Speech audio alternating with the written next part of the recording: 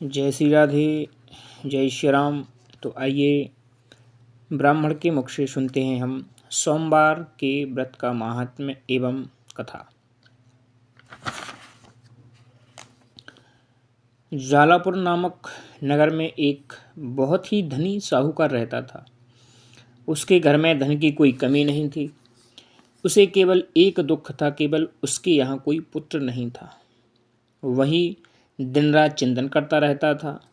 वह पुत्र पाने की कामना से प्रत्येक सोमवार को शिव जी का व्रत और पूजन करता था तथा संध्या काल में शिव मंदिर में जाकर भगवान शिव जी के सामने दीपक जलाता था। उसके इस भक्ति भाव को देखकर एक दिन माता पार्वती जी ने भगवान शिव से कहा, प्रभु, यह साहूकार आपका अनन्य भक्त है और सदैव आपका व्रत एवं पूजन करता है। इसकी मनोकामना पूरी करनी चाहिए। माता पार्वती की बात सुनकर शिव जी ने कहा कि हे पार्वती, यह संसार कर्म क्षेत्र है। जिस प्रकार किसान खेत में बीज बोता है वैसे ही फल काटता है, उसी प्रकार इस संसार में हर व्यक्ति अपने कर्मों के अनुसार ही फल भोगता है। तब माता पार्वती ने अत्यंत आग्रह के साथ कहा है, प्रभु, साहूकार आपका अनन्य भक्त है और यदि इसे कोई दुख होगा तो वह दुख आपको अवश्य ही दूर करना चाहिए, क्योंकि आप सदैव अपने भक्तों पर दयालु रहकर उनके दुखों को दूर करते हैं। यदि आप ऐसा नहीं करेंगे तो मनुष्य आपकी सेवा और व्रत क्यों करेंगे। माता पार्वती का ऐसा आग्रह देखकर भगवान शिव ने कहा कि हे पार्वती, इस साहूकार के कोई पुत्र नहीं है, इसी चिंता में यह दुखी रहता है। इसके भाग्य में पुत्र ना होने पर भी मैं उसे पुत्र की प्राप्ति का वर देता हूँ, पर इस पुत्र की आयु केवल 12 वर्ष की होगी। इसके बाद वह मृत्यु को प्राप्त होगा। इसके लिए इससे अधिक मैं और कुछ नहीं कर सकता। यह सारा वार्तालाप साहूकार सुन रहा था। इससे उसे ना तो कोई प्रसन्नता हुई, ना ही दुख हुआ। वह पहले की तरह भगवान शिव जी का व्रत एवं पूजन करता रहा। कुछ समय बीतने पर साहूकार की स्त्री गर्भवती हुई और 10वें महीने में उसे एक सुंदर पुत्र की प्राप्ति हुई।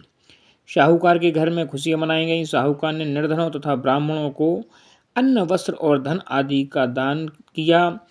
उसने किसी को अपने पुत्र की आयु का भेद नहीं बताया। जब बालक 11 वर्ष का हो गया तब बालक की माता को साहूकार ने बालक के विवाह आदि के लिए आग्रह किया, लेकिन साहूकार ने कहा कि अभी मैं इसका विवाह नहीं करूंगा, इसे पढ़ने के लिए काशी भेजूंगा। फिर साहूकार ने अपने साले के साथ बालक के मामा को बुलाकर और उससे बहुत सारा धन देकर कहा कि तुम इस बालक को पढ़ने के लिए काशी ले जाओ। रास्ते में जिस स्थान पर भी रुको वहाँ यज्ञ तथा ब्राह्मणों को भोजन कराने के बाद आगे जाना। वे दोनों मामा भांजे यज्ञ कराते और ब्राह्मणों को भोजन कराते हुए जा रहे थे। रास्ते में प्रताप नगर नामक शहर पड़ा। उस शहर के राजा की पुत्री का स्वयंवर था, इसलिए शहर को अच्छी तरह सजाया गया था। दूसरे राजा का लड़का जो राजकुमारी से विवाह के लिए बारात लेकर आया था, वह एक आंख से काना था। उसका पिता इस बात से बहुत चिंतित था कि कहीं वर को देखकर कन्या के माता पिता विवाह से इनकार ना कर दें।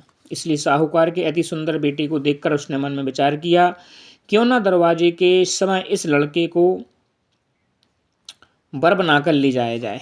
ऐसा विचार करके वर के पिता ने उस लड़के और उसके मामा से बात की तो वे दोनों तैयार हो गए।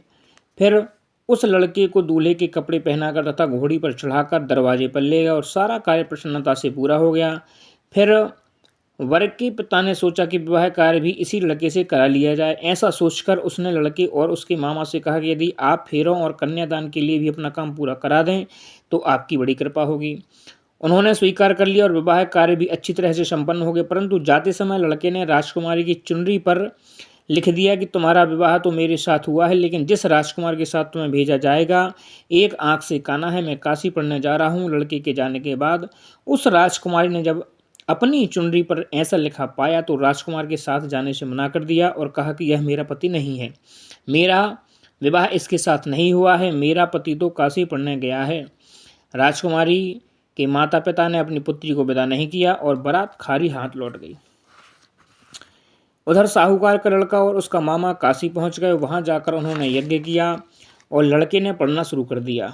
जब लड़की की आयु 12 वर्ष की हो गई तो उसकी मृत्यु का दिन समीप आ गया। लड़के के मामा को इस प्रकार इसके बारे में पता नहीं था। उस दिन उन्होंने यज्ञ का आयोजन किया कि लड़के ने अपने मामा से कहा कि मामा जी, आज मेरी तबीयत ठीक नहीं है। मामा ने कहा अंदर जाकर लेट जाओ।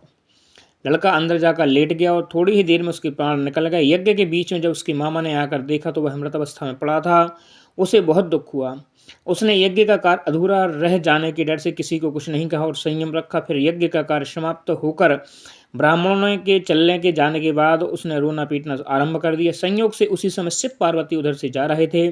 जब उन्होंने जोर जोर से रोने की आवाज़ सुनी तो माता पार्वती ने भगवान शंकर से कहा, प्रभु कोई दुखियारा रो रहा है, उसके कष्टों को दूर कीजिए।